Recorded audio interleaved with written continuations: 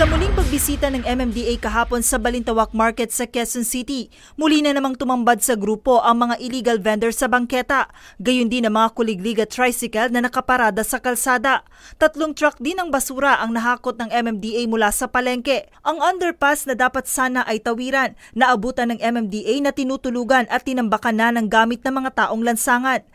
At dahil paulit-ulit na ang ganitong senaryo sa lugar, inabisuhan na ni MMDA Chairman Danilo Lim ang barangay captain ng Balingasa na ililipat na sa kanila ang responsibilidad ng pagmamantine ng kalinisan at kaayusan sa Balintawak Market. Area mo ito, responsibilidad mo ito. Sige po. Tutulong kami, Opo. pero ayoko na pabalik-balik na. Paliwanag naman ng kapitan ng barangay, halos araw-araw nilang sinisita ang mga illegal vendor, subalit paulit-ulit pa rin bumabalik ang mga ito sa sidewalk. Kailangan po namin ng katuang. Hindi naman po kaya ng barangay yan dahil napakalaki po ng sakop na barangay ko. Kaya ngayon po, ang inahiling ko lang po sa kanila, at tulad nga po niyan, pinatawag na kami. Sana po, tuloy-tuloy po yung collaboration ng different departments at different agency.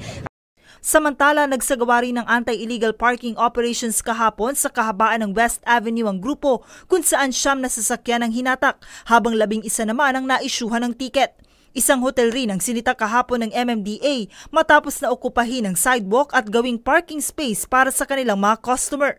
Nangako naman ang hotel management na makikipag-ugnayan sa barangay upang klaruhin ang panuntunan at sinabing handa naman silang sumunod sa patakaran ng MMDA.